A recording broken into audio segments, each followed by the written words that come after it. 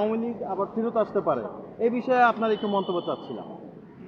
আপনাকে অসংখ্য ধন্যবাদ। আমি এটা উপস্থিত ক্ষেত্রে আপনাদের সঙ্গে কথা বলছি।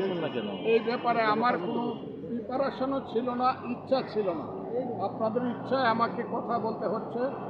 আমি এখনো মনে করি না ইউনূস সাহেব যে কথাটি বলছে সেই কথাটি উনি রক্ষা করবে অথবা সঠিকভাবে বাস্তবায়িত হবে।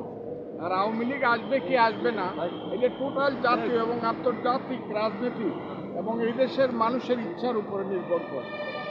আমি মনে করি না আওয়ামী লীগ এই দেশে এসে যদি ফ্রিও দেওয়া হয়, তারা ওই একটা মাঠে দাঁড়ায় বক্তৃতা করে তাদের এই মুখ দেখাতে পারবে, বা আমি এটা মনে করি না। যারা যারা কথা বলে বড় বড়, তারা ঠিক বলে না।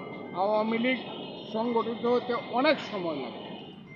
অনেকে বলছে, ছাত্র বিশেষ করে ছাত্ররা যারা রয়েছে তারা বলছে যে প্রয়োজনে আওয়ামী লীগকে নিষিদ্ধ করার জন্য সংবিধান চেঞ্জ করা লাগে, সংবিধান চেঞ্জ করবো। আপনি যেহেতু একজন আইনজীবী, আপনি ভালো বলতে পারেন, সংবিধান কি চেঞ্জ করা কি আসলে সম্ভব? আমি ছাত্রদের কথার উত্তর দিতে চাই না, কারণ এখনকার ছাত্ররা এরা অনেক জ্ঞানী গুণী, আমি তাদের কথার উত্তর দেব না। তবে একটা কথা বলবো, বললেই সংবিধান চেঞ্জ করা যায় না। আর ৭২-এর সংবিধানটা কিন্তু ৩০ লক্ষ মানুষের রক্তের করে লেখা সংবিধান। এটা হাজার বছরের স্বাধীনতা সংগ্রামের শেষ প্রান্তে এসে মুক্তিযুদ্ধের মাধ্যমে লক্ষ লক্ষ শহীদের রক্তে, হাজার হাজার মুক্তিযোদ্ধার রক্তে রঞ্জিত এই সংবিধান। আমি ইচ্ছা করলে একটু বাতিল করে ফেলবে, এগুলা কথার কথা। তাহলে এই যে ছাত্ররা এত লেখাপড়া করেও তারা কিভাবে বলে যে সংবিধান সংশোধন করে দরকার আওয়ামী লীগকে নিষিদ্ধ করবো? আমি ছাত্ররা আমার এখন সন্তানের মতো। আমি শুধু বলবো সেই ছাত্রদের সাথে যদি আমার কথা হতো, আমি কথা বলে তাদের চেতনার স্তরে পরিবর্তন আনার চেষ্টা করব।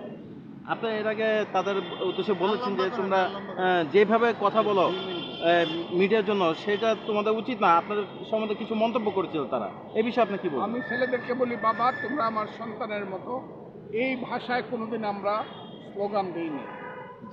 আমি 64, 66, 69, 71 স্লোগান দিয়েছি, 90 স্লোগান দিয়েছি, 83-তে আমি এরশাদ বিরোধী আন্দোলনের প্রধান ছাত্রনেতা ছিলাম। এই স্লোগান কোনো স্লোগান না, এই স্লোগানে বাংলাদেশ কলঙ্কিত হয় এবং বাংলাদেশের সম্পর্কে মানুষের পৃথিবীর কাছে ভুল মেসেজ যায়। বাবারা তোমরা এই পথ থেকে অন্তত ফিরে আসো। সর্বশেষ আমি জিজ্ঞেস করবো যে সাধারণ জনগণের জন্য সামনে যেহেতু নির্বাচন আছে, তারপর হচ্ছে ডক্টর ইউনূস আসছে জাতিসংঘের, আসার পর যে ধরনের কথাগুলো হবে বা তিনি কিছু সাক্ষাৎকার দিয়েছেন, সেই বিষয়ের উপরে আপনার জনগণের উদ্দেশ্যে কি বলুন, যেহেতু আপনি একজন প্রতিনিধি?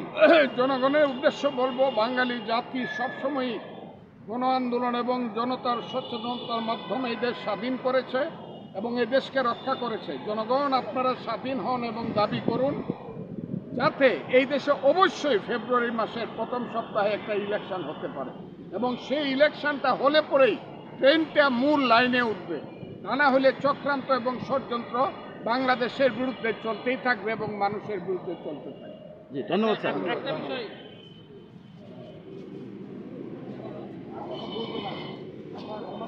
শুধু দর্শক, একজন প্রবীণ রাজনীতিবিদ যিনি আজ পর্যন্ত এই দেশের জনগণের জন্য রাষ্ট্র নিয়ে যিনি চিন্তা করেন, সেই ভাবনার কথাই উনি জাতীয় প্রেস ক্লাবের মধ্যে আমাদের সাংবাদিকদের তুলে ধরলেন ওনার অভিমত। আসলে আমরা চাই উনি আরও দীর্ঘায়ু হন এবং ভালো হন। ফজলুল সাহেব।